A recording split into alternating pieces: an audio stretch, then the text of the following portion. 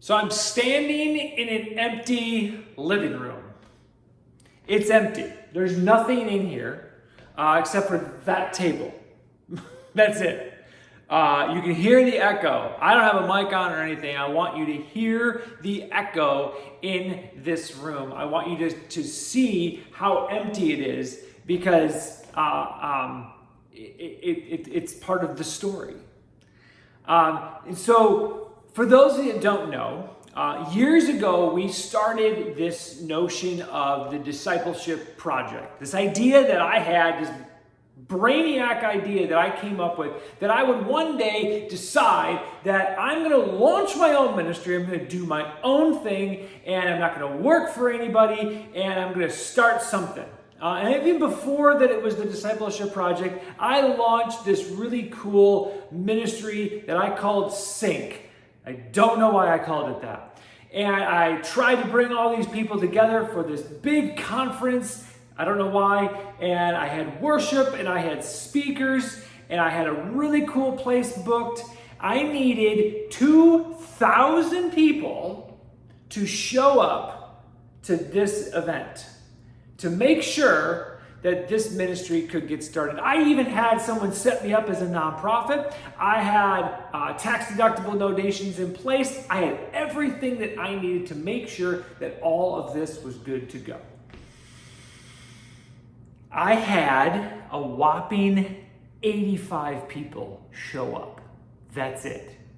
So much so that I told the bands, three bands that I hired, I couldn't pay them.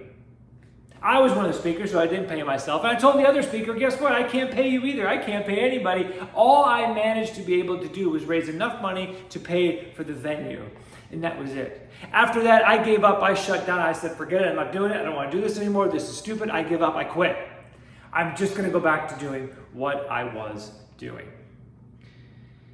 Several years later, right around the pandemic, started it again, tried it again, started to launch Steve Kozak Ministries. And here I'm going to do this thing. Went to everybody that I knew. I sat down, I had a big piece of paper, and I had all this stuff laid out and figured out and done and ready to go. And here's all the stuff that we're going to do. And I sat down with somebody who I consider to be a world-class mentor. And he looked me straight in the eye and he said, "You don't know what you're doing. You don't have a plan." And I said, "What are you, nuts? Of course I have a plan. How can you think that I don't have a plan?" I left that meeting, that lunch, and I was ticked off, and I said, "Forget you. I can do this on my own. I don't need you." I failed at that too. Totally failed. Rock bottom failed. Went back to, in fact, at that point, I decided, forget ministry, forget trying to speak on stage, forget pastoring, forget everything. I don't want to do any of it. I was so tired and done with that. Just didn't want to do it. I just was sick and tired of failing, sick and tired of asking people for money, sick and tired of doing any of it. That was until we had a nice long break. God provided us a really nice Sabbath to kind of just take a step back and say, you know what? Try this again in a little while. So I came up with this whole notion of what I called the Discipleship Project. I don't even know where I came up with that name. I just had this heart and passion for families, for understanding and helping people really just figure out how to better raise our kids to know and love Jesus, to live a life as a family that's way more Jesus-centered. You know, that thing where instead of just putting Jesus as a part of your life, you make Jesus the center of your life, and everything in your life is viewed through Jesus himself, so that you truly understand what it means to follow Jesus. That's amazing. I was like, there it is. Now I've got something. But just time, and it just sat there and sat there and sat there. And I think a couple times my wife told me that the name was terrible and she didn't like it, and she didn't want, and I just said, okay, fine. And I just wrote. I'm just going to write stuff, and that's all I'm going to do. Well, then my son started racing. He's 9 years old. He races quarter midget race cars. And we started spending every weekend at the track. My wife and I started talking to each other. I thought, all right, how can we bring ministry to the track? And then that's it.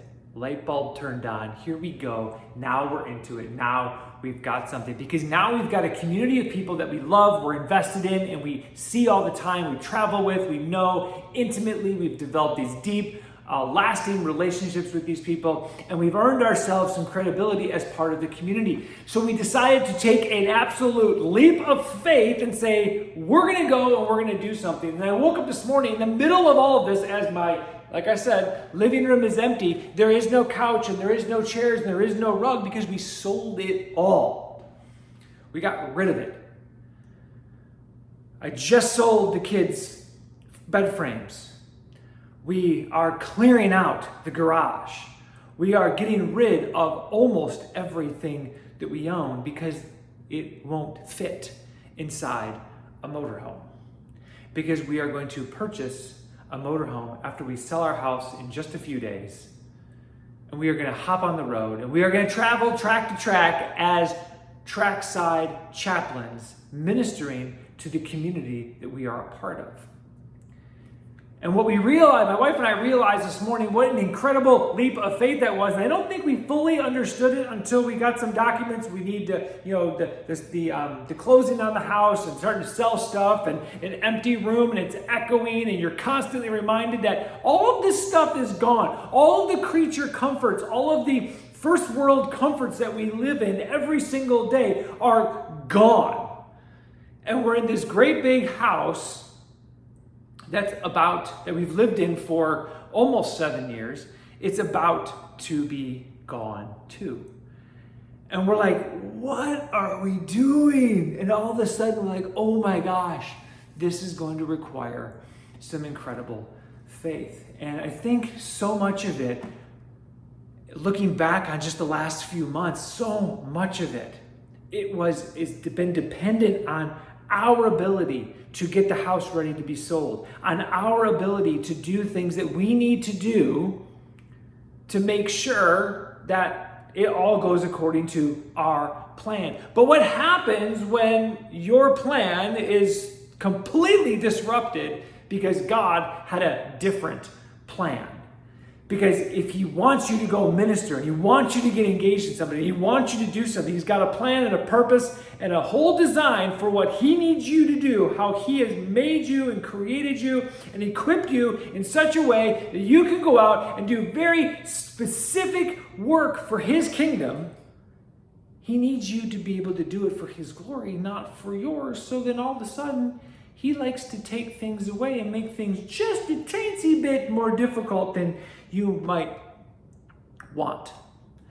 So this morning I woke up and this just popped into my head. Hebrews 11:1. Now faith is the reality of what is hoped for, the proof of what is not seen. For by it our ancestors won God's approval. Listen to that again. Faith is the reality of what is hoped for, the proof of what is not seen.